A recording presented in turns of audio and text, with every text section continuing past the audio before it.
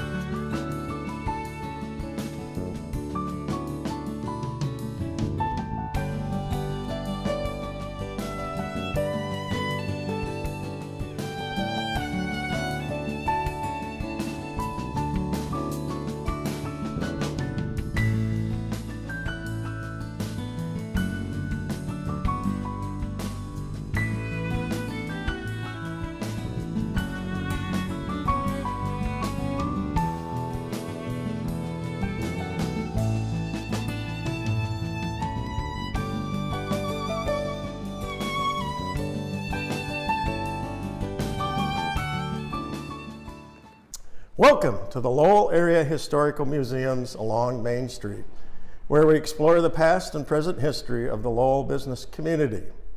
Today is Wednesday, March 8th, 2023, and we are at 208 East Main Street. Built in 1873, this building provided Nathan McCarthy, a Gold Rush 49er, an opportunity to establish McCarthy Grocery. From 1931 till the turn of the century, numerous ventures passed through these doors, such as Croft's Cream Station and Implement Store, the Lowell Creamery, and a retail antique glass and china store, the Cranberry Urn. Today we have the pleasure to be here with Cliff and Julie Claire DeVoe, the current entrepreneurs of 208 East Main Street, Chimera Design. Welcome. Hi. Hey. Yeah, well, we want to find out more about this lovely business. So, when did you decide to take the big step and start Chimera Design?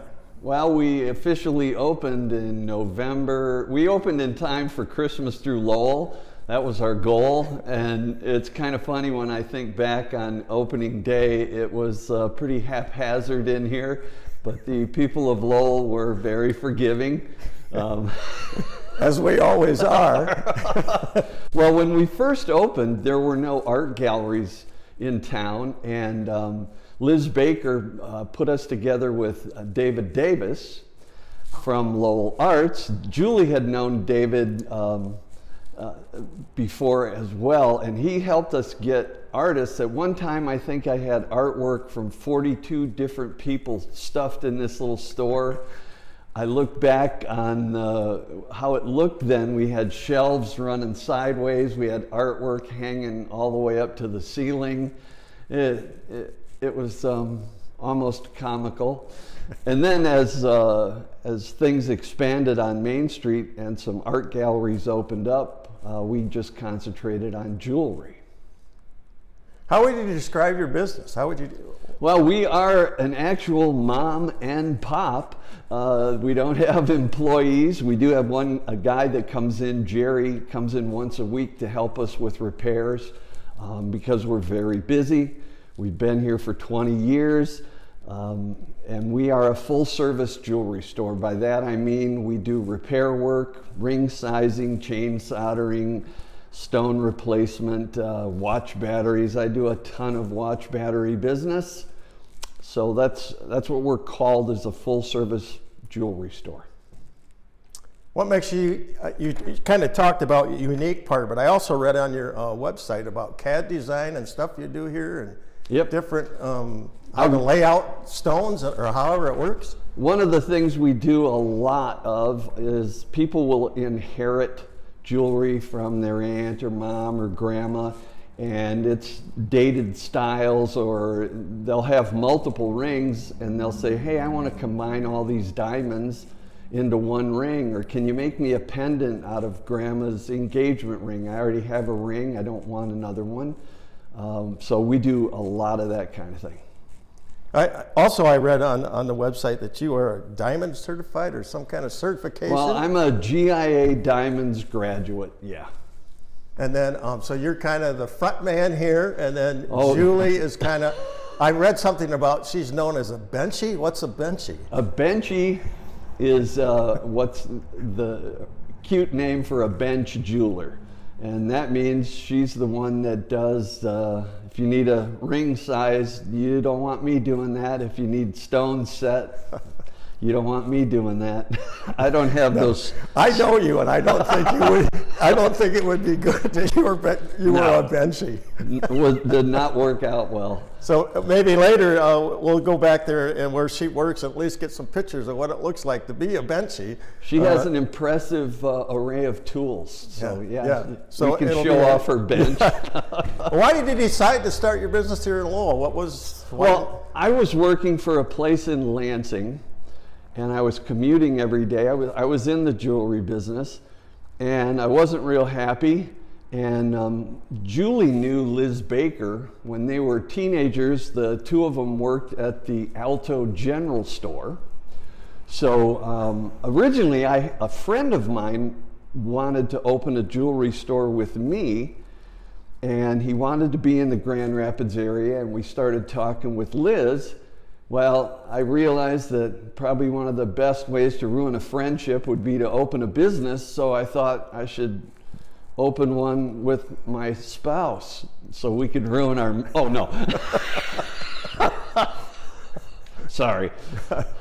Anyway, we started meeting with Liz Baker and kind of waiting for the right piece of property to come available. We really wanted the Hill shoe store because that had a walk-in vault. Yeah. But at the time, the Hill family didn't really know what they wanted to do with the building, and they said we're going to have to pass. And the bank building also had a walk-in vault, but that had already been sold. And I got to say, Liz was very helpful in trying to get us to find a piece of property or a place we could open up. So Julie actually grew up in Alto. Well, she grew up off Cascade Road in the East Beltline, but her parents bought a farm in Alto. Okay. And so I think early part of high school is when she moved out there, and that's when she met Liz. Okay. And where did you grow up, or where? I was born in Grand Rapids. Oh, you were? Okay. Yeah. Okay. Do you know anything about the previous owners? I know we've talked earlier that you've got a few stories or a couple interesting tidbits about what went on here before you guys came in. Well, we actually bought it from Vi Murray, who operated the Cranberry Urn after the Borgesons passed away. Mm-hmm. And there's kind of a neat little story that she told us. She worked for them all through from high school on. They would go to Europe on buying trips and buy antiques, and they were known for their cranberry glass. And she stayed here and watched the shop. And in their will, they left her the business for $1. And so she carried on with the antique store. And another thing, she's since passed away, but one thing I'm very appreciative of, we gave her a small deposit. We kind of got an early lead on the building being available, and we gave her a few $1,000s. Once the word got out that the building was for sale, she had a ton of people trying to buy it from her, and she said, hey, I told this couple they could have it, and I'm sticking to it. And we really appreciated that. That's good. Another fun little story, this was an antique store, and on the second floor, there were tons of antiques. And she had done as much business as she felt like doing. And she basically said, hey, we're all done there. Whatever's left in the building is yours. And so Julie and I were thinking, well, this will be fun. Be like Antiques Roadshow. Well, what she forgot was over a period of time, she had given keys to the building to a lot of people. When word got out that she sold the building, I'll just cut to the chase. By the time we took occupancy, there was nothing on the second floor. Gosh. You're kidding me. Now the place was cleaned out. That's sad. Well, that's just the way it is, I guess. Well, you also told me a story when we talked a while back. We talk quite often anyway. But about a gentleman that came in one day in suspenders and he used to bring, he used to Oh, drop, yeah. he used to drop his cream off or something. Right. He said the Lowell Dairy and Creamery was here, and then there was another one like 4 doors down. I think so. I can't remember the name of it, but he said that he would come in on a horse and buggy from his parents' farm, and if one creamery wasn't buying, the other one was, so they always knew if they made the trip into town, they weren't wasting their time because one or the other of them would be. Yeah, you said he just walked in here one day with. I think he came in for and just watch told the battery story. or something. Yeah. You know, any unique features about the building? When you came in, was there anything that surprised you that you may have found? Well, the only thing that was left behind were some packing crates, and I'll show you those when we go upstairs. And then the other thing upstairs that was pretty cool was there was the wallpaper was scraped off, and we could see a bunch of signatures. And went up there with a water bottle and wetted down some more, and we could see more signatures, and we wanted to preserve it. So we got a hold of, she was a counselor. You know who she is. I know, but we're old. We don't remember her. Oh my goodness. Cheryl. I can't think of her last name. Anyway, she had a relative who was a preservationist, and she talked to him. We hired her. She exposed more of the signatures, and then she put a preservative over it so we can't screw up the signatures. Yeah. And maybe we can take a look at that in a few minutes. And another cute little add-on to that is we had Ivan Blau build a stairway to our 3rd floor, because when we bought the building, there was an empty elevator shaft, but no way to get up to the 3rd floor. We climbed on ladders to get up there. So Ivan built the staircase to the 3rd floor, and he signed the wall where the other signatures were. So you actually own the whole building, all 3 floors, yeah. Okay. Yeah. Okay. I thought you just. Okay. So it's all yours, huh? Yeah. What are your future plans? Well, we're gonna probably stay here at least another 5 to 7 years, I think. Right now, the jewelry industry is shrinking. We were talking about bench jewelers earlier. I just wrote a piece for the Ledger explaining how there's a national shortage for bench jewelers. We're very busy. We're both in our mid-60s, and we'd kind of like to be slowing down, and we're as busy as we care to be. There's no jewelry store in Greenville. They used to have 2. There used to be 2 in Ionia. Now there's only 1. And I can think of a half a dozen other small jewelry stores in the Grand Rapids area that have retired in the last 3 to 4 years. So we're as busy as we care to be. Yeah, well, back there used to be a jewelry store on the other side of the street when I was a kid.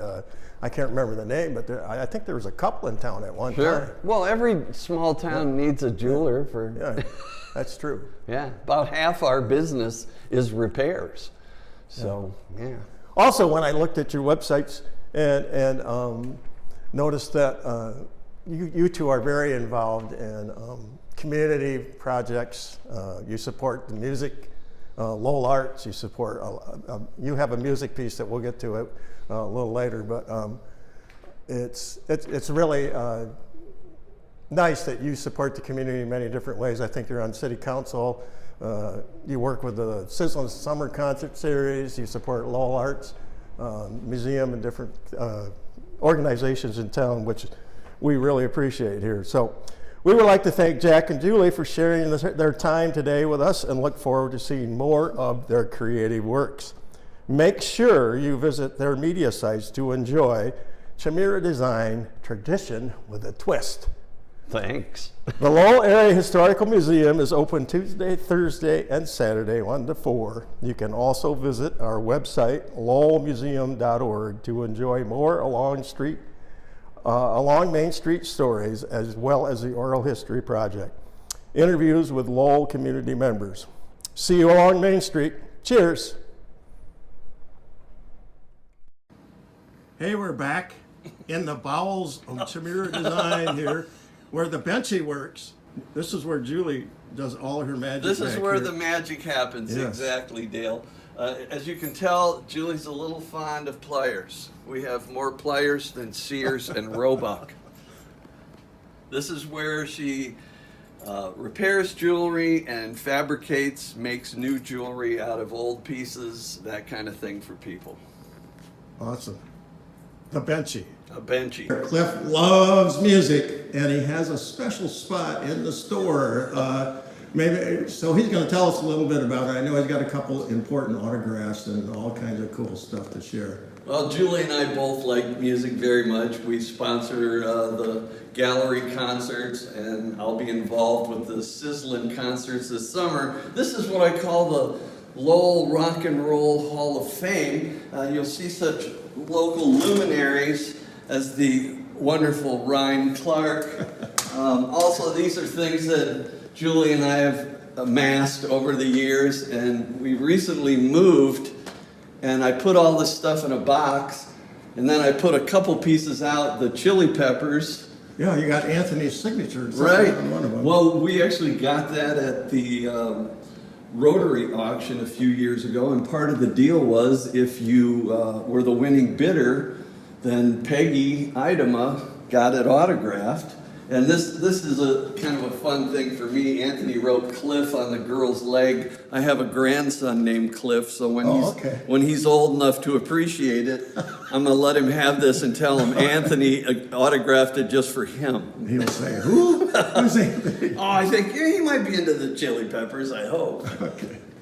Very neat. Another interesting piece here at Chimera Design. Cliff and I are up on the second floor now at Chimera Design to take a gander at the famous Wall of Signatures.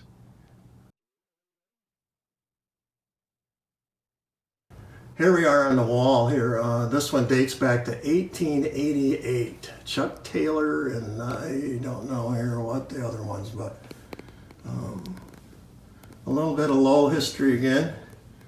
I don't know who some of these people are, but maybe we can do some research and find out some more information. There's a McCarthy up there. I wonder if that's a McCarthy that was part of the store originally. Very interesting. This is 1880. Ivan's signature. There's Ivan's Oh, yeah, signature up there, 1888. October 10th, 2007. Oh, this one says 1890. 1888. There's even a poem down here. Yeah.